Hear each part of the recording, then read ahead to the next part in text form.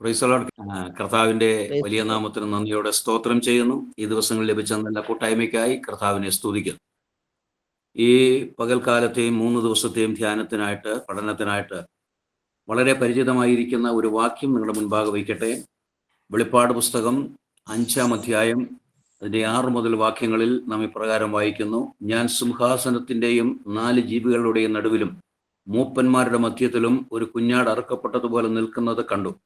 അതിന് 7 കൊമ്പും സർവ്വഭൂമിയിലേക്കും അയച്ചിരിക്കുന്ന 7 ദൈവാത്മാക്കളായ 7 കണ്ണും ഉണ്ട്.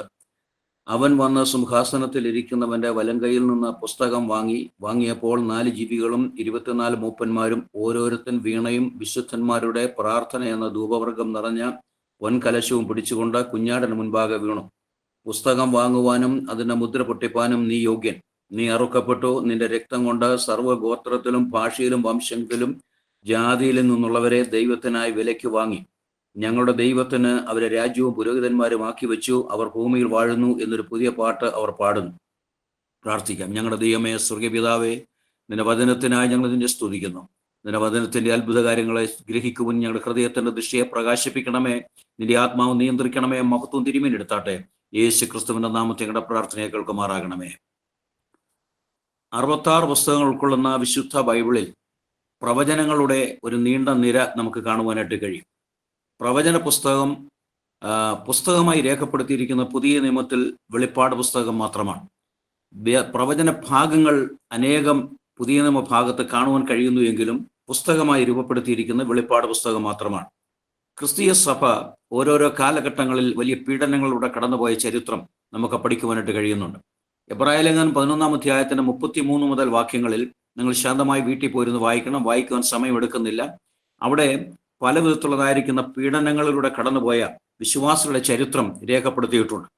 ആ സമയങ്ങൾ പീഡനങ്ങളെ അതിജീവിച്ച് വിശ്വാസത്തിൽ മുന്നേറി വിശ്വാസ വീരന്മാരുടെ ചരിത്രമാണ് നമുക്ക് പഠിക്കുവാനായിട്ട് കഴിയും. അങ്ങനെ ആ AD 96 കടന്നു വരുമ്പോൾ ഡൊമിഷ്യൻ ചക്രവർത്തിയുടെ ഭരണത്തിന്റെ കാലഘട്ടം വിശ്വാസികളെ വളരെ മൃഗീയമായി പീഡിപ്പിച്ചതായിട്ടുള്ള കാലഘട്ടമായി നമുക്ക് കാണുവാനായിട്ട് കഴിയും. ചരിത്രത്തിൽ രേഖപ്പെടുത്തിയിരിക്കുന്നതായിട്ടുള്ള വസ്തുതകളാണ്. കർത്താവിന്റെ ദാസനായ യോഹന്നാനെ ഡൊമിഷ്യന്റെ കാലഘട്ടത്തിൽ പീഡിപ്പിക്കുവാൻ, കൊല്ലുവാനായിട്ട് അദ്ദേഹം തീരുമാനിച്ചു. അതിനൊരു വലിയ മനുഷ്യനെ ഉൾക്കൊള്ളാവുന്ന വലിയ പാത്രമെടുത്ത് ആ പാത്രം നിറയെ എണ്ണ ഒഴിച്ച് എണ്ണ തിളച്ചു മറിയുന്ന എണ്ണയ്ക്കകത്ത് കർത്താവിന്റെ ദാസനായ യോഹന്നാനെ ജീവനോട് പിടിച്ച് പാത്രത്തിൽ എണ്ണയ്ക്കകത്തിട്ട് പാത്രത്തിന്റെ അടപ്പ് കൊണ്ട് അടച്ചു. അല്പം കഴിഞ്ഞ് ഒരു കരിക്കട്ട പോലെ കിടക്കുന്ന യോഹന്നാനെ കാണുവാൻ ആഗ്രഹിച്ചതായിട്ടുള്ള ഡൊമിഷ്യന്റെ കൽപ്പന പ്രകാരം പാത്രത്തിന്റെ മൂടി മാറ്റിയപ്പോൾ പച്ചവെള്ളത്തിൽ നിൽക്കുന്നത് പോലെ സുസ്മേരവതനായി നിൽക്കുന്ന യോഹന്നാനെ കണ്ട് അവൻ ഭയന്നുപോയി. ഇനിയും ഇവനെ എങ്ങനെ ഇല്ലായ്മ ചെയ്യാനായിട്ട് കഴിയും എന്ന് ചിന്തിച്ചപ്പോൾ ഡൊമിഷ്യൻ ചക്രവർത്തിയുടെ മനസ്സിൽ വന്ന ഒരു ആശയമാണ് ഏഷ്യ മൈനറിന്റെ പടിഞ്ഞാറ തീരത്ത് 24 മൈൽ അകലെ ഈജിയൻ കടൽ സ്ഥിതി ചെയ്യുന്ന ഏകാന്ത ദ്വീപായ പത്മോസിലേക്ക് നാട് കടത്തുവാനായിട്ട് തീരുമാനിച്ചു. അങ്ങനെ കർത്താവിന്റെ ദാസനായ യോഹന്നാനെ പത്മോസിൽ നാട് കടത്തപ്പെട്ടവനായി തീർന്നു. പത്മോസ് എന്ന് പറയുമ്പോൾ 4 സൈഡും ആർത്തിരമുന്ന തിരമാലകൾ, കൂർത്തമൂർത്ത പാറക്കെട്ടുകളും മുൾച്ചെടികളും അങ്ങനെയുള്ളതായിരിക്കുന്ന പ്രകൃതിയുടെ അന്തരീക്ഷമാണ് അവിടെ കാണുന്നത്. മാത്രമല്ല, ക്രിമിനലുകളെ നാട് കടത്തുമ്പോൾ ബോധരഹിതരായി വീഴുമ്പോൾ പച്ചമാംസം കുത്തിപ്പറിച്ച് തിന്നാൻ നിൽക്കുന്ന കഴുകന്മാർ, ആകാശത്തിന്റെ വീരുമ്പോൾ പറന്നു നിൽക്കുന്ന കഴുകന്മാർ, ഈ അന്തരീക്ഷത്തിലേക്ക് യോഹന്നാനെ നാട് കടത്തപ്പെടുകയാണ്. അങ്ങനെ യോഹന്നാൻ പത്മോസിൽ നാട് കടത്തപ്പെട്ടവനായി ആയിരിക്കുന്ന പശ്ചാത്തലം നമുക്ക് കാണുവാനായിട്ട് കഴിയും. ഇവിടെ യോഹന്നാൻ പത്മോസിൽ നാട് കടത്തപ്പെട്ടവനായി തീരുവാൻ കാരണം എന്ത് എന്ന് യോഹന്നാൻ തന്നെ 1-ാം അധ്യായത്തിന്റെ 9-ാമത്തെ വാക്യത്തിൽ നാം ഇപ്രകാരം വായിക്കുന്നുണ്ട്. നിങ്ങളുടെ സഹോദരനും യേശുവിന്റെ കഷ്ടതയിലും രാജ്യത്തിലും സഹിഷ്ണുതയിലും കൂട്ടാളിയുമായ യോഹന്നാൻ എന്ന ഞാൻ ദൈവവചനവും യേശുവിന്റെ സാക്ഷ്യവും നിമിത്തം പത്മോസ് എന്ന ദ്വീപിൽ ആയിരുന്നു. ഇവിടെ രേഖപ്പെടുത്തിയിരിക്കുന്നത് നിങ്ങളുടെ സഹോദരനും യേശുവിന്റെ കഷ്ടതയിലും രാജ്യത്തിലും സഹിഷ്ണുതയും കൂട്ടാളിയുമായ യോഹന്നാൻ എന്ന ഞാൻ. അപ്പോൾ സുവിശേഷത്തിന്റെ കഷ്ടതയിലും സുവിശേഷത്തിന്റെ അനുകൂല സാഹചര്യത്തിലും കൂട്ടാളികളായിരിക്കുന്ന ഒരു വലിയ കൂട്ട വിശ്വാസികളെ സംബോധന ചെയ്തുകൊണ്ടാണ് യോഹന്നാൻ പ്രകാരം പറയുന്നത്. അപ്പോൾ ഇവിടെ യോഹന്നാൻ പറയുന്നത് യേശുവിന്റെ സാക്ഷ്യവും ദൈവവചനവും നിമിത്തം പത്മോസ് എന്ന ദ്വീപിലായിരുന്നു. സുവിശേഷ പ്രവർത്തനത്തിന്റെ ആകത്തുക എന്ന് പറയുന്നത് എന്ത് എന്നുള്ളത് പത്മോസിലായിരിക്കുന്ന യോഹന്നാൻ ജീവിതത്തിലൂടെ വെളിപ്പെടുകയാണ്. ജീവിതത്തിൽ സുഖത്തിന്റെയും സമൃദ്ധിയുടെയും മാർഗമല്ല, എന്നാൽ അത് ദൈവം നൽകും. എന്നാൽ അതിനേക്കാൾ ഉപരിയായി കഷ്ടതയുടെയും പ്രതിസന്ധിയുടെയും മാർഗമാണ് ക്രിസ്ത്യ മാർഗം എന്ന യോഹന്നാന്റെ ഈ അനുഭവം ഒരു സന്ദേശമായി ദൈവം നമുക്ക് നൽകിയിരിക്കുകയാണ്. ദൈവവചനവും യേശുവിന്റെ സാക്ഷ്യ നിമിത്തം പത്മോസ് എന്ന ദ്വീപിലായിരുന്നു എന്ന് യോഹന്നാൻ രേഖപ്പെടുത്തിയിരിക്കുകയാണ്. അങ്ങനെ പത്മോസിൽ യോഹന്നാൻ ആയിരിക്കുമ്പോൾ ദൈവത്തിന്റെ പരിശുദ്ധാത്മാവ് യുഗപരിപാടികളിലൂടെ തന്റെ പുത്രനിലൂടെ നിർവഹിച്ചെടുക്കേണ്ടതായിരിക്കുന്ന ആത്മീക മിസ്റ്ററികൾ, ആത്മീക മർമ്മങ്ങൾ ഈ യോഹന്നാൻ വെളിപ്പെടുത്തി കൊടുക്കുകയാണ്.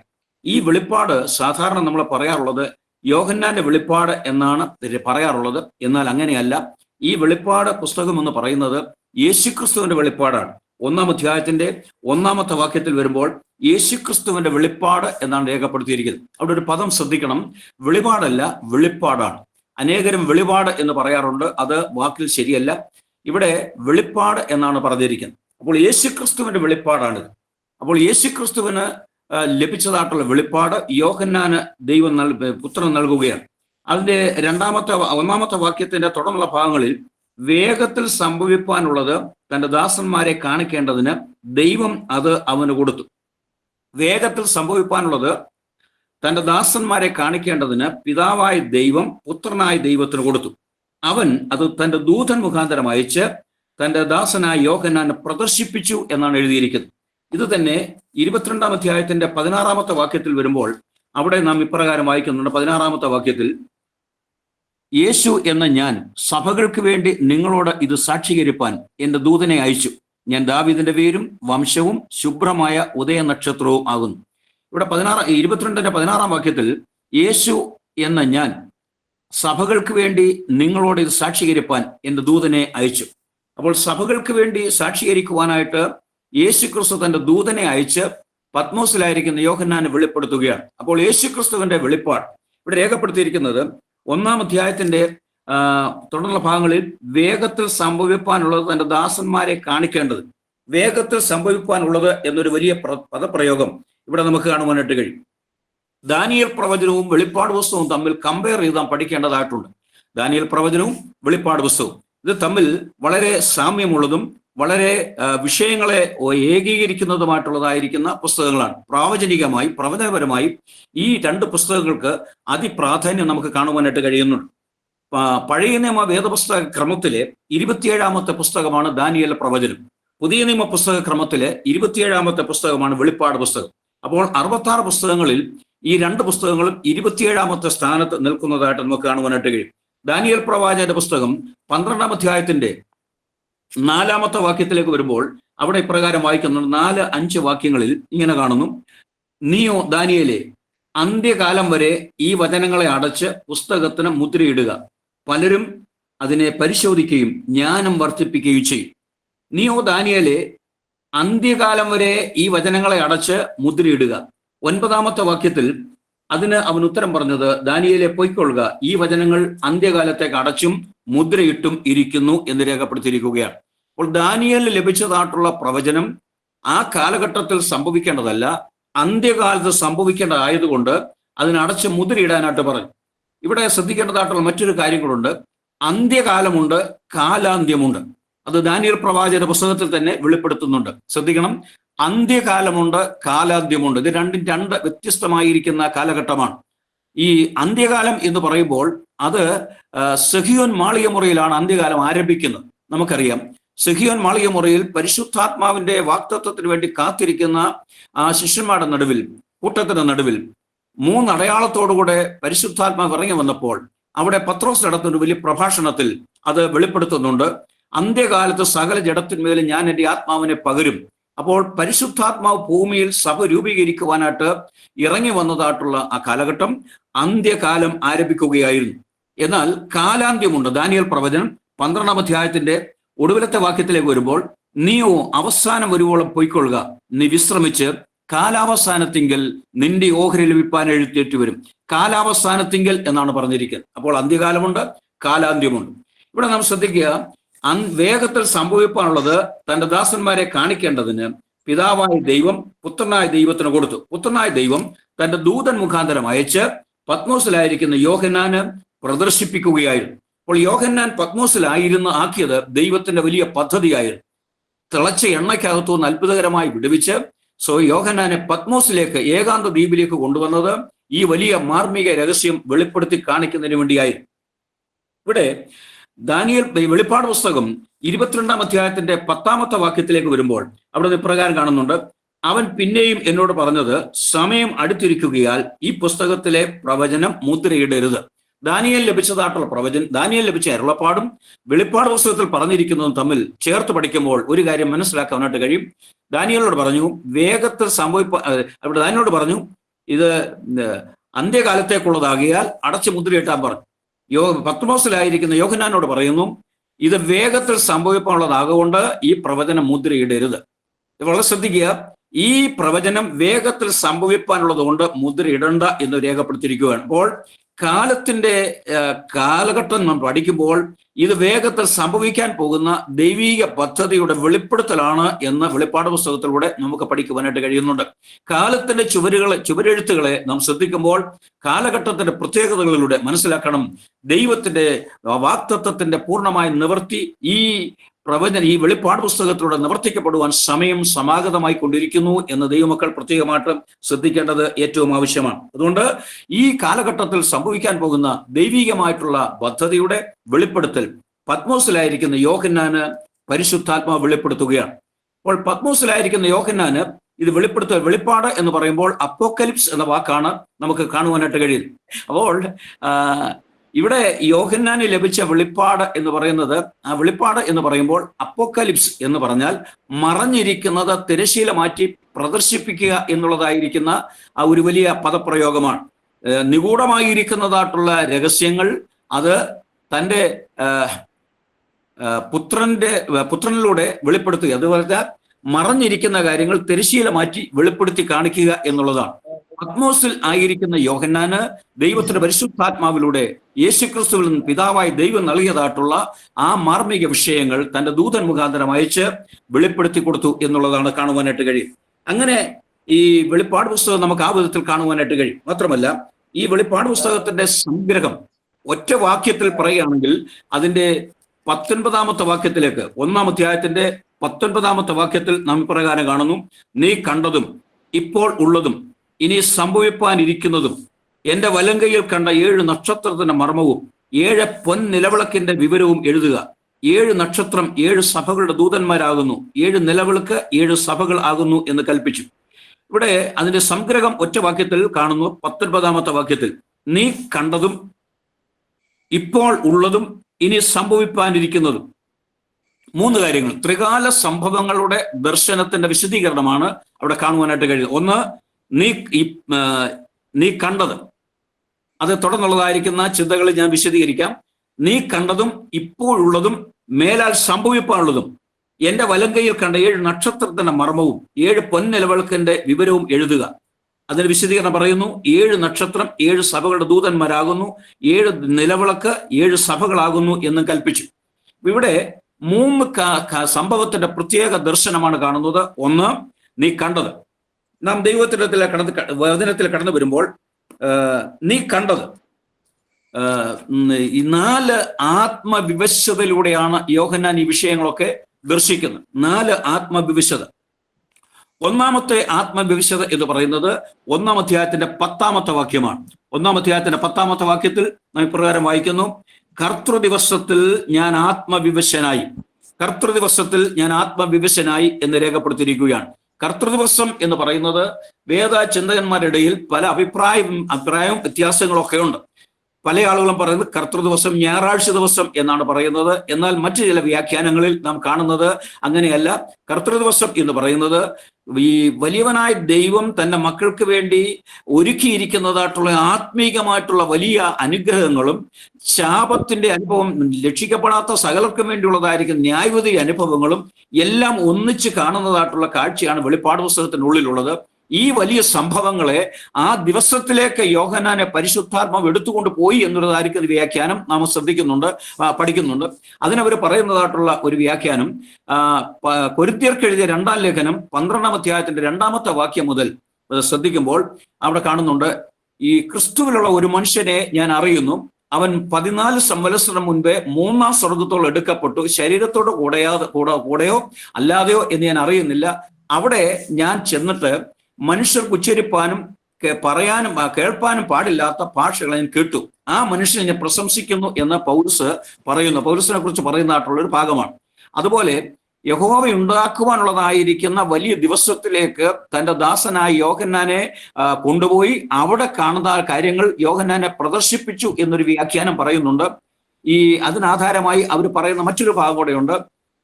മലാഖയുടെ പ്രവചനം പഠിക്കുമ്പോൾ അവിടെ ഞാൻ ഉണ്ടാക്കുവാനുള്ള ദിവസത്തിൽ അവർ എനിക്ക് ഒരു നിക്ഷേപമായിരിക്കും എന്ന് സൈന്യങ്ങളുടെ ദൈവമായ യഹോവ അരുളിച്ചെയ്തു. ഞാൻ ഉണ്ടാക്കുവാനുള്ള ദിവസം, the day of the Lord, യഹോവയുടെ വലിയ ദിവസം, 365 ദിവസമല്ലാതെ മറ്റൊരു വലിയ ദിവസം, ദൈവത്തിന്റെ വലിയ ദിവസം ദൈവം സൃഷ്ടിക്കും. ആ ദിവസത്തിൽ സംഭവിക്കുന്ന കാര്യങ്ങളാണിത്. അതുകൊണ്ട് ആ ദിവസത്തിലേക്ക് യോഹന്നാനെ പരിശുദ്ധാത്മാവ് കൊണ്ടുപോയി അവിടെ വെച്ചാണ് മറനീക്കി കാണിക്കുന്നത് എന്നൊരു വ്യാഖ്യാനം പറയുന്നുണ്ട്. ഏത് വ്യാഖ്യാനം അങ്ങനെ ആയിക്കൊള്ളട്ടെ, നമുക്കതിനൊന്നും വിയോജിപ്പില്ല. രണ്ട് വ്യാഖ്യാനം അങ്ങനെ നിന്ന് നിൽക്കട്ടെ. എന്നാൽ ഒരു കാര്യം വ്യക്തമാണ്, ദൈവം തന്റെ മക്കൾക്ക് വേണ്ടി ഒരുക്കുന്നതായിട്ടുള്ള ഈ സ്വർഗീയ അനുഗ്രഹങ്ങളുടെ വലിയ ദർശനം യോഹന്നാന് ദൈവം കാണിക്കുകയാണ്. ഇവിടെ നാം വായിക്കുമ്പോൾ ഒന്നാമത്തെ ആത്മഭവിഷ്യതയിൽ അതിപ്രധാനമായിരിക്കുന്ന രണ്ട് വിഷയങ്ങളാണ് യോഹന്നാൻ ദർശിക്കുന്നത്. ഒന്ന്, ഏഷ്യാമംഗാലിലുണ്ടായിരുന്ന 7 സഭകൾ. 2, യേശുക്രിസ്തുവിന്റെ ആളത്വത്തിന്റെ മനോഹാരിത. ഈ പ്രഭാതത്തിൽ ഒരു ഭാഗം മാത്രം പറഞ്ഞ് മുൻപോട്ട് നീങ്ങാൻ ആഗ്രഹിക്കുകയാണ്. ലഭിക്കുന്ന സമയത്തിനുള്ളിൽ തുടർന്നുള്ള കാര്യങ്ങൾ ഓർമ്മപ്പെടുത്താം എന്ന് ഞാൻ ആഗ്രഹിക്കുന്നു. പ്രാർത്ഥനയോടുകൂടെ നമുക്കായിരിക്കാം.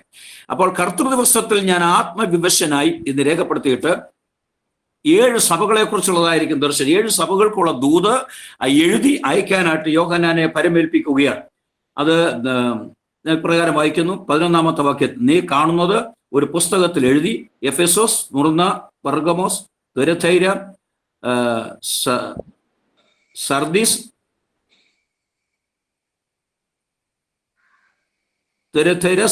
ഫിലദൽഫിയ, ലവോദിക്ക എന്നീ 7 സഭകൾക്ക് അയക്കുക എന്നിങ്ങനെ കാഹളത്തിനൊത്ത ശബ്ദം എന്റെ പിറകിൽ കേട്ടു.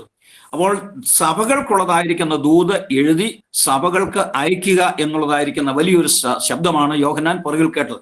അത് ഞാൻ തുടർന്നുള്ളതായിരിക്കുന്ന ഭാഗങ്ങൾ ഓർപ്പെടുത്താം. തുടർന്ന് 12-ാമത്തെ വാക്യം മുതൽ വായിക്കുമ്പോൾ അവിടെ എന്നോട് സംസാരിച്ച നാദം എന്ത് എന്ന് കാണുവാൻ ഞാൻ തിരിഞ്ഞു. ശ്രദ്ധിക്കുക, നാദം സമം ശബ്ദം. നാദം കാണുകയല്ല, കേൾക്കുകയാണ്. എന്നാൽ ഇവിടെ രേഖപ്പെടുത്തിയിരിക്കുന്നത് എന്നോട് സംസാരിച്ച നാദം എന്ത് എന്ന് കാണുവാൻ ഞാൻ തിരിഞ്ഞു. ശബ്ദത്തെ കാണുവാൻ തിരിഞ്ഞു എന്ന് പറഞ്ഞാൽ ആ ശബ്ദത്തിന്റെ ഉടമസ്ഥനായിരിക്കുന്ന വ്യക്തിത്വത്തെ കാണുവാനായിട്ട് യോഹന്നാൻ പ്രതീക്ഷയോടുകൂടെ തിരിയുകയാണ്. അപ്പോൾ യോഹന്നാൻ തിരിഞ്ഞപ്പോൾ കാണുന്നതായിട്ടുള്ള കാഴ്ച ചുരുക്കി പറയാം, യേശുക്രിസ്തുവിന്റെ ആളത്വത്തിന്റെ മനോഹാരിതയുടെ ശ്രേഷ്ഠത, അവന്റെ എല്ലാവിധമായിരിക്കുന്ന പ്രൗഢിയോടുള്ളതായിരിക്കുന്ന ആ ഉന്നതമായിരിക്കുന്ന ദർശനം യോഹന്നാൻ കാണുകയാണ്. ഒന്ന്, മാറത്ത പൊൻകച്ച കിട്ടിയവനായി മനുഷ്യപുത്രനോട് സദൃശനായവനെ കണ്ടു. അവിടെ തിരിഞ്ഞപ്പോൾ 7 പൊൻനിലവിളക്കുകളെയും നിലവിളക്കുടെ നടുവിൽ നിലയങ്കി ധരിച്ച് മാറത്ത് പൊൻകച്ച കെട്ടിയവനായി മനുഷ്യപുത്രന്റെ സദൃശനായവനെയും കണ്ടു. മാറത്ത് പൊൻകച്ച കെട്ടുക എന്ന് പറയുമ്പോൾ പഴയ കാലഘട്ടത്തിലേക്ക് നോക്കുമ്പോൾ നമുക്കറിയാം, രാജാക്കന്മാരുടെ അധികാരത്തിന്റെയും പ്രതാപത്തിന്റെയും അടയാളമായിരുന്നു മാറത്ത പൊൻകച്ച കെട്ടുക എന്നുള്ളത്. മാറത്ത കച്ച കെട്ടി നിൽക്കുക എന്നുള്ളത് നമുക്കറിയാം. അപ്പോൾ യേശുക്രിസ്തുവിന്റെ ഉന്നതമായിരിക്കുന്ന രാജത്വത്തിന്റെയും അധികാരത്തിന്റെയും അടയാളമായി മാറത്ത പൊൻകച്ച കെട്ടിയവനായി യേശുക്രിസ്തുവിനെ കാണുകയാണ്. മാത്രമല്ല, രണ്ടാമതായി അവന്റെ തലയും തലമുടിയും വെളുത്ത പഞ്ഞി പോലെ ഹിമത്തോളം വെള്ള. അവന്റെ തലയും തലമുടിയും വെളുത്ത പഞ്ഞി പോലെ ഹിമത്തോളം വെള്ള എന്ന് പറഞ്ഞാൽ അവന്റെ പുരാതനത്വത്തെയും ആഢ്യത്വത്തെയും വെളിപ്പെടുത്തുന്നതായിട്ടുള്ള വലിയൊരു വിഷയമായിരുന്നു അത്. മാത്രമല്ല, പരിശുദ്ധിയുടെ നിറകുടമായിരിക്കുന്ന യേശുക്രിസ്തുവിനെ അവിടെ കാണുകയാണ്. തലയും തലമുടിയും വെളുത്ത പഞ്ഞി പോലെ ഹിമത്തോളം വെള്ളയും. തുടർന്ന് വായിക്കുന്നത്, അവന്റെ ഹിമത്തോളം വെള്ളയും കണ്ണ് അഗ്നിജ്വാലയ്ക്കൊത്തതും. കണ്ണ് അഗ്നിജ്വാലയ്ക്കൊത്ത് എന്ന് പറയുമ്പോൾ സകല രഹസ്യങ്ങളെയും ഉൾപ്പുകളെയും ചൂഴ്ന്നെടുത്ത് കാണുന്നതായിട്ടുള്ള അവന്റെ വലിയ കണ്ണ് അഗ്നിജ്വാലയ്ക്കൊത്തതും. കാൽ ഉലയിൽ ചുട്ടുപഴുപ്പിച്ച വെള്ളോട് സദൃശവും. കഷ്ടതയുടെ തീച്ചകളുടെ ആഴങ്ങളിലൂടെ ചവിട്ടിക്കയറുതായിട്ടുള്ള പാദം. ജീവിതത്തിൽ എല്ലാ കഷ്ടതകളുടെയും അതിജീവിച്ച് ഇതാ ചുട്ടുപഴുത്ത വെള്ളോട് സദൃശ്യം. ആ വെള്ളോട് സദൃശ്യമായ കാല് സകല രാജ്യങ്ങളെയും സകല ദുഷ്ടശക്തികളെയും ചവിട്ടി മെതിക്കുവാനുള്ളതായിരിക്കുന്ന അധികാരം ലഭിച്ചതായിട്ടുള്ള യേശുക്രിസ്തുവിന്റെ കാൽ. മാത്രമല്ല, അവന്റെ ശബ്ദം പെരുവെള്ളത്തിന്റെ ഇരച്ചിൽ പോലെയുമായിരുന്നു. ഈ ഘനഗംഭീരമായിരിക്കുന്ന ശബ്ദം പെരുവെള്ളത്തിന്റെ ഇരച്ചിൽ. അത് ഞാൻ അധികം വിശദീകരിക്കുന്ന സമയം എടുക്കാതെ മുൻപോട്ട് പോകട്ടെ. ഈ ഘനഗാംഭീര്യമായിരിക്കുന്ന ശബ്ദം എല്ലായിടത്തും ഒഴുപോലെ മുഴങ്ങുന്ന മറ്റൊരു ശബ്ദം ആ ശബ്ദത്തിന് മുൻപിൽ നിൽക്കുകയില്ല. അങ്ങനെയുള്ളതായിരിക്കുന്ന ആ പെരുവെള്ളത്തിന്റെ ശബ്ദം 29-ാം സങ്കീർത്തനം പഠിക്കുമ്പോൾ യഹോവയുടെ ശബ്ദം അതേക്കുറിച്ച് വളരെ വ്യക്തമായി വിശദീകരിക്കുന്നുണ്ട്. മാൻപേടകളെ പ്രസവിക്കുമാറാക്കുന്നു, ആ വനങ്ങൾ തോലിരിക്കുന്നു. അത് മാൻപേട ഇങ്ങനെയുള്ളതായിരിക്കുന്ന വലിയ ശബ്ദത്തിന്റെ വലിയ ബഹുസ്ഫുരണം നമുക്ക് കാണുവാനായിട്ട് കഴിയും. അവന്റെ ശബ്ദം പെരുവെള്ളത്തിന്റെ എരിച്ചിൽ പോലെയുമായിരുന്നു. അവന്റെ വലങ്കയിൽ 7 നക്ഷത്രമുണ്ട്. അതിന്റെ വിശദീകരണം താഴെ പറയുന്നുണ്ട്. 7 നക്ഷത്രം 7 സഭകളുടെ ദൂതന്മാരാകുന്നു. 7 സഭയുടെ ദൂതന്മാർ. 7 സഭകൾ എന്ന് പറയുമ്പോൾ തുടർന്ന് ഞാൻ കാര്യങ്ങൾ ഓർപ്പെടുത്താം. 7 സഭകൾ ചരിത്രപരമായി 7 സഭാ പീരീഡാണ്. അതിൽ ഒടുവിലത്തെ സഭാ പീരീഡ് ലവോദിക്കയുടെ കാലഘട്ടത്തിലാണ് ഇത് ഞാൻ നിങ്ങളുമായിരിക്കുന്നത്. അപ്പോൾ 7 സഭകൾ ഉൾക്കൊള്ളുന്നതായിട്ടുള്ള സഭയുടെ അംഗങ്ങളായിരിക്കും ദൈവമക്കളെ വലങ്കയിൽ വഹിച്ചിരിക്കുന്നു എന്നുള്ളതായിരിക്കുന്ന ഒരു വലിയ സന്ദേശമാണ് അവിടെ നമുക്ക് ലഭിക്കുന്നത്. അവന്റെ വലങ്കയിൽ 7 നക്ഷത്രം, അവന്റെ വായിൽ നിന്ന് മൂർച്ചയേറിയ ഇരുവായിട്ടുള്ള വാൾ പുറപ്പെടുന്നു. അവന്റെ വായിൽ നിന്ന് ഇരുവായിട്ടുള്ള വാൾ പുറപ്പെടുന്നു എന്ന് പറഞ്ഞാൽ അവന്റെ വാൾ ന്യായവിധിക്ക് വേണ്ടി ഒരുക്കിയിരിക്കുന്നതായിട്ടുള്ള അവന്റെ മൂർച്ചയുള്ളതായിരിക്കുന്ന ശബ്ദം. ന്യായം വിധിക്കുന്ന കർത്താവ് മുഖപക്ഷം നോക്കാതെ, പക്ഷഭേദം നോക്കാതെ, വലിപ്പച്ചെറുപ്പം നോക്കാതെ ന്യായം അതുപോലെ നടത്തുന്നതായിട്ടുള്ള അവന്റെ ശബ്ദം. മാത്രമല്ല അവന്റെ മുഖം സൂര്യൻ ശക്തിയോടെ പ്രകാശിക്കുന്നത്. ഈ സൂര്യപ്രകാശത്തിന് മുൻപിൽ ശരിയായ തടസ്സമില്ലാത്ത സൂര്യപ്രകാശത്തെ നമുക്ക് ആർക്കും നോക്കാനായിട്ട് സാധ്യമല്ല.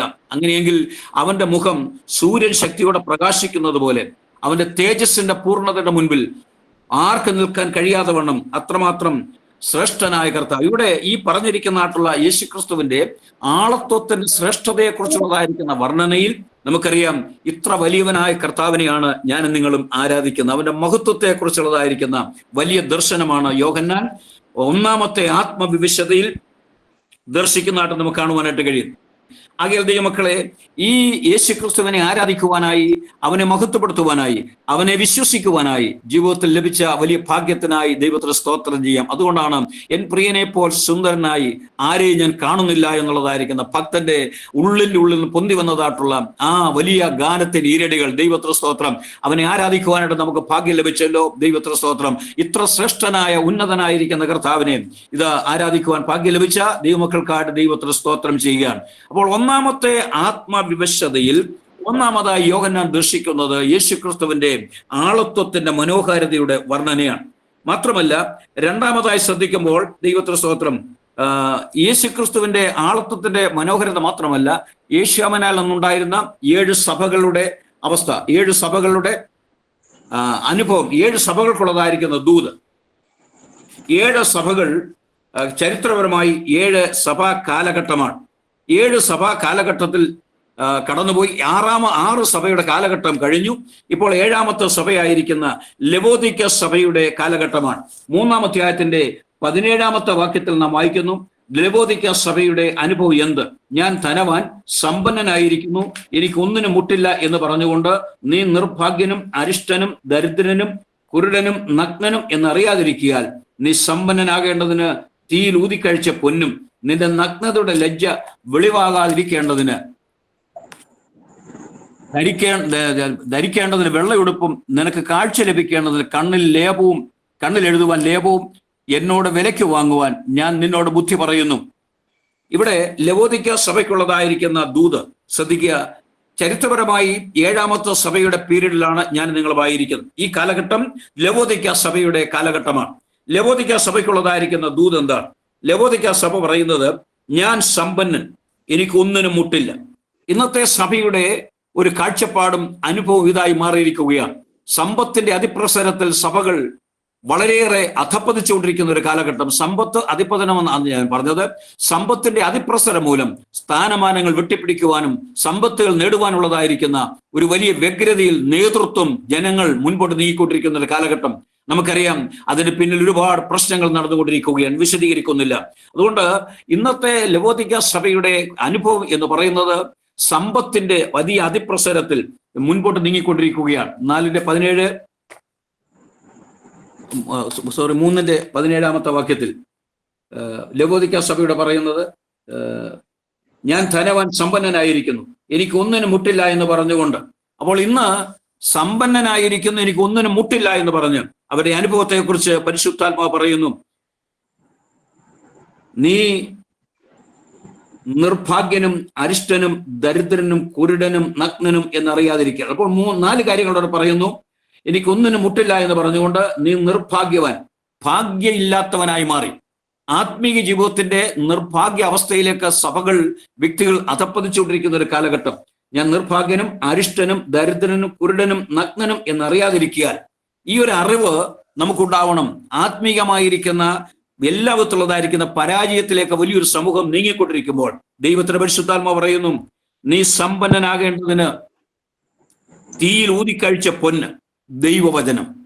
ആത്മീകമായി സമ്പന്നതയിലേക്ക് പ്രവേശിക്കുവാനായിട്ട് ദൈവത്തിന്റെ വചനം, തീയിൽ ഊതിക്കഴിച്ച പൊന്ന്, ദൈവത്തിന് മാറ്റമില്ലാത്ത വചനം, തലമുറകളായി ജനത്തോട് സംസാരിച്ചു കൊണ്ടിരിക്കുന്ന ദൈവത്തിന്റെ ആധികാരികമായിരിക്കുന്ന അരുളപ്പാടുകൾ.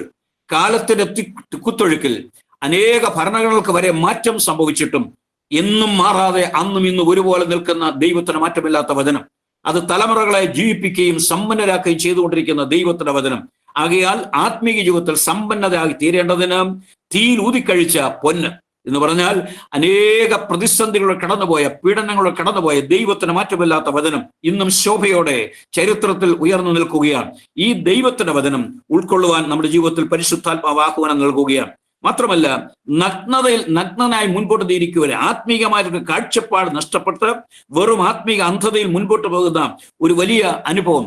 നിനക്ക് നഗ്നതയുടെ ലജ്ജ വെളിവാകാതിരിക്കത്തക്കവണ്ണം ധരിക്കേണ്ടതിന് വെള്ളയുടുപ്പ്, രക്ഷാവസ്ത്രത്തെ കുറിച്ചാണ് പറഞ്ഞിരിക്കുന്നത്. യേശുക്രിസ്തുവിലൂടെ ലഭിച്ചതായിട്ടുള്ള രക്ഷ ജീവിതത്തിൽ അനുഭവിച്ച് രക്ഷാവസ്ത്രം ധരിക്കപ്പെട്ടവരായി മുൻപോട്ട് പോകാൻ പരിശുദ്ധാത്മാവ് ആഹ്വാനം നൽകുകയാണ്. യെശയ്യാ പ്രവാചകൻ 61-ാം അധ്യായം 10-ാമത്തെ വാക്യത്തിൽ വായിക്കുമ്പോൾ, മണവാളൻ തലപ്പാവ് അണിയുന്നത് പോലെയും മണവാട്ടി തന്നെത്താൻ ആഭരണങ്ങൾ അലങ്കരിക്കുന്നത് പോലെയും അവൻ എന്നെ രക്ഷാവസ്ത്രം ധരിപ്പിച്ചിരിക്കുന്നു. രക്ഷയുടെ വസ്ത്രം ധരിക്കുന്നവരായി തീരുവാനിടയായി തീരണം. ആകയാൽ ദൈവത്തെ ശ്രദ്ധിക്കുന്ന ഏവരുമേ യേശു ക്രിസ്തുവിലുള്ളതായിരിക്കുന്ന രക്ഷാവസ്ത്രം ധരിച്ച് ആ രക്ഷയുടെ അനുഭവം പ്രാപിച്ച് ഒരു ദൈവബദലായി തീരുവാൻ ഈ പകൽക്കാല ദൈവകരങ്ങൾ നമ്മെ തന്നെ സമർപ്പിക്കുവാനിടയായി തീരണം. വചന പഠനം നല്ലതാണ്, എന്നാൽ അതിനേക്കാൾ ഉപരിയായി ആത്മീയ അനുഭവത്തിന്റെ ഉന്നത അനുഭവത്തിലേക്ക് ഉയർന്നു വരുവാൻ ഈ പകൽക്കാലം ഇടയായി തീരണം. ദൈവത്തിന് സ്തോത്രം. അതുകൊണ്ട് രക്ഷിക്കപ്പെടാത്ത യാതൊരു മനുഷ്യനെയും കർത്താവ് അംഗീകരിക്കത്തില്ല. യേശു ക്രിസ്തുവിലുള്ളതായിരിക്കും രക്ഷ, അത് സൗജന്യമായി നമുക്ക് നൽകിയിരിക്കുന്നതാണ്. അത് വില കൊടുത്ത് വാങ്ങുവാനോ ആചാരാനുഷ്ഠാനങ്ങളിലൂടെയോ പാരമ്പര്യങ്ങളിലൂടെയോ ഭക്തിമാർഗത്തിലൂടെയോ കർമ്മമാർഗങ്ങളിലോ ലഭിക്കുന്നതായിട്ടുള്ള ഒന്നല്ല. അത് വിശ്വാസത്താൽ സൗജന്യമായി കാൽവറി ക്രൂശിൽ കർത്താവ് നമുക്ക് നൽകിയിരിക്കുന്നതായിട്ടുള്ള രക്ഷ യേശു ക്രിസ്തുവിലൂടെ അത് ലഭിക്കുവാൻ ഇടയായി തീരട്ടെ. ആ ഉറപ്പ് ഈ പകൽക്കാലം ലഭിച്ച് മുൻപോട്ട് പോകാൻ ഇടയായി തീരണം. മാത്രമല്ല, കാഴ്ച ലഭിക്കേണ്ടതിന് കണ്ണിലെഴുതുവാൻ ലേപം ദൈവത്തിന്റെ പരിശുദ്ധാത്മാവ്, ദൈവത്തിന്റെ വചനത്തിന്റെ ആഴങ്ങളെ ഗ്രഹിക്കുവാൻ തക്കവണ്ണം ഈ പകൽക്കാലം ദൈവകരങ്ങളിൽ ദൈവത്തിന്റെ പരിശുദ്ധാത്മാവിന്റെ വലിയ നിറവ് പ്രാപിക്കുവാനായിട്ട് ഇടയായി തീരണം. ദൈവത്തിന്റെ പരിശുദ്ധാത്മാവ് എന്ന് പറയുന്നത് ഒരു വലിയ സബ്ജക്റ്റാണ്. വേദപുസ്തകം പഠിക്കുമ്പോൾ ദൈവവചനത്തിലെ ഏറ്റവും പ്രധാനപ്പെട്ട വിഷയങ്ങളിൽ ഒന്നാണ് ദൈവത്തിന്റെ പരിശുദ്ധാത്മാവ്. 12 പ്രത്യേക പാഠങ്ങൾ, 12 സബ്ജക്റ്റുകളാണ് അതിനകത്ത് കാണുവാനായിട്ട് കഴിയുന്നത്. അതെന്ന് പഠന വിഷയമല്ലല്ലോ, അതുകൊണ്ട് അത് ടച്ച് ചെയ്ത് അങ്ങ് മുൻപോട്ട് അവൻ ആഗ്രഹിക്കുകയാണ്. ആത്മവാക്തത്വം, ആത്മ അധിവാസം, ആത്മമുദ്ര, അഗ്നിസ്നാനം, ആത്മാച്ചാരം, ആത്മ അഭിഷേകം, ആത്മവരങ്ങൾ, ആത്മഫലങ്ങൾ തുടങ്ങിയതായിട്ടുള്ള 12 വിഷയങ്ങളിലൂടെ ദൈവത്തിന്റെ പരിശുദ്ധാത്മാവ് എന്നുള്ളതായിരിക്കുന്ന വിഷയത്തെ നമുക്ക് കാണുവാനായിട്ട് കഴിയും. അതുകൊണ്ട് ദൈവത്തിന്റെ പരിശുദ്ധാത്മാവ് എന്നുള്ളതായിരിക്കുന്ന വിഷയം ദൈവകൃപയിൽ പ്രാപിക്കുവാൻ ഇടയായി തീരണം. ദൈവകരങ്ങളിൽ പൂർണ്ണമായി സമർപ്പിച്ചുകൊണ്ട് നമ്മെ തന്നെ ഏൽപ്പിച്ചു കൊടുക്കുമ്പോൾ നമ്മുടെ പാപ സ്വഭാവത്തെയും വിട്ടുകളയേണ്ടതായിട്ടുള്ള അശുദ്ധിയെയും വിട്ടുകളഞ്ഞ് രൂപാന്തര അനുഭവത്തിൽ ദൈവത്തിന്റെ കരങ്ങളിൽ സമർപ്പിച്ചു കഴിയുമ്പോൾ ദൈവം നമുക്ക് ദാനമായി നൽകുന്ന വലിയൊരു അനുഗ്രഹമാണ് ദൈവത്തിന്റെ പരിശുദ്ധാത്മാവ്. അത് ഏറ്റവും വലിയൊരു അനുഗ്രഹമാണ്. ഈ ലോകത്തിൽ നേടാവുന്നതിൽ ഏറ്റവും വലിയൊരു നേട്ടമാണ് ദൈവത്തിന്റെ പരിശുദ്ധാത്മാവിന്റെ അനുഭവം എന്ന് പറയുന്നത്. അതുകൊണ്ടാണ് പൗലോസ് പറഞ്ഞത്, ഈ അത്യന്ത ശക്തി ഈ മൺകൂടാരങ്ങളിൽ പകർന്നിരിക്കുകയാണ്. ഈ സകല ശക്തികളെക്കാളും പവറുള്ളതായിരിക്കുന്ന ശക്തി, അത്യന്ത ശക്തി ഈ മൺകൂടാരങ്ങളിൽ പകർന്നിരിക്കുകയാണ്. അതുകൊണ്ട് ദൈവത്തിന്റെ പരിശുദ്ധാത്മാവിന്റെ നിറവ് പ്രാപിച്ചു കഴിയുമ്പോൾ കാണേണ്ടതിനെ കാണുവാനുള്ളതായിരിക്കുന്ന കാഴ്ച ലഭിക്കും. ദൈവത്തിന്റെ പരിശുദ്ധാത്മാവിൽ ലഭിക്കുന്ന ഒരു ദൈവവൈതൽ ദൈവവചനത്തിനുള്ളിലെ ആത്മീക മർമ്മങ്ങളെ കാണുവാനുള്ളതായിരിക്കുന്ന കാഴ്ചപ്പാട് ലഭിക്കും. പാപത്തെ പാപമായി കാണുവാനുള്ളതായിരിക്കുന്ന കാഴ്ച ലഭിക്കും. വിട്ടുകളയാനുള്ളതായിരിക്കുന്ന പ്രേരണ ലഭിക്കും. അതുകൊണ്ട് സ്വീകരിക്കേണ്ടതിന് സ്വീകരിക്കാനുള്ള ആഹ്വാനം നമുക്ക് ലഭിക്കും. അതുകൊണ്ട് ദൈവത്തിന്റെ പരിശുദ്ധാത്മാവ് നമ്മെ ഈ ലോകത്തിൽ നിത്യമായി നിത്യത്തിലേക്ക് വഴി നടത്തുന്ന നടത്തുന്ന നല്ലൊരു വഴികാട്ടിയായി, കാര്യസ്ഥനായി നമ്മോടുകൂടെ ഇരിക്കുകയാണ്. അതുകൊണ്ട് നിനക്ക് കാഴ്ച ലഭിക്കേണ്ടതിന് കണ്ണിൽ ലേപവും എന്നോട് വിലയ്ക്ക് വാങ്ങുവാൻ ഞാൻ നിന്നെ ഉപദേശിക്കുന്നു. ലവോദിക്ക സഭയുള്ളതായിരിക്കുന്ന സന്ദേശം ചുരുക്കത്തിൽ ഇതാണ് കാണുവാനായിട്ട് കഴിയുന്നത്. ആകയാൽ ദൈവമക്കളെ, ഈ പകൽക്കാലം ദൈവത്തിന്റെ കരങ്ങളിൽ നമ്മെ തന്നെ സമർപ്പിക്കാം. വെളിപ്പാട് പുസ്തകത്തിന്റെ ആമുഖ പഠനത്തിലൂടെ അല്പ മിനിറ്റുകളായിരിക്കുവാൻ കർത്താവ് നമുക്ക് തന്ന ഭാഗ്യത്തിനായി ദൈവത്തിന് സ്തോത്രം ചെയ്യുന്നു. ഈ ദൈവദിനത്തിനുള്ളിൽ യേശുക്രിസ്തുവിനെ ആളത്വപരമായി അവന്റെ മഹത്വത്തോടുകൂടെ ദർശിച്ച് അവനെ ആരാധിച്ച് ബലപ്പെട്ട് ദൈവകൃപയിൽ ശക്തിപ്പെട്ട് ദൈവത്തിന്റെ പരിശുദ്ധാത്മാവിൽ നിറയപ്പെട്ടവരായി രക്ഷാവസ്ത്രം ധരിക്കപ്പെട്ടവരായി ദൈവവചനത്തിന്റെ ആധികാരികത ഉൾക്കൊണ്ടുകൊണ്ട് അനുഗ്രഹീതമായിരിക്കും ജീവിതം നയിക്കുവാൻ കർത്താവെ കൃപ തരണമേ എന്ന് നമുക്ക് പ്രാർത്ഥിക്കാം. പത്മോസിൽ യോഹന്നാനെ പരിശുദ്ധാത്മാക്കിയതിന് പിന്നിൽ നമുക്ക് ലഭിച്ചതായിട്ടുള്ള വലിയ ദർശനത്തിനായി, വെളിപ്പാടുകൾക്കായി നമുക്ക് ദൈവത്തിന് സ്തോത്രം ചെയ്യാം. ഇത്ര സമയം ശ്രദ്ധിച്ച ദൈവമക്കൾക്കായി സ്തോത്രം ചെയ്യുന്നു. തുടർന്നുള്ളതായിരിക്കും ചിന്തകൾ കർത്താവിനെ നാളെ ഓർമ്മപ്പെടുത്താം. പ്രാർത്ഥനയോടുകൂടി ആയിരിക്കാം. ദൈവത്തിന്റെ പരിശുദ്ധാത്മാവ് നമ്മെ ഓരോരുത്തരെയും അനുഗ്രഹിക്കുമാറാകട്ടെ. ആമേൻ.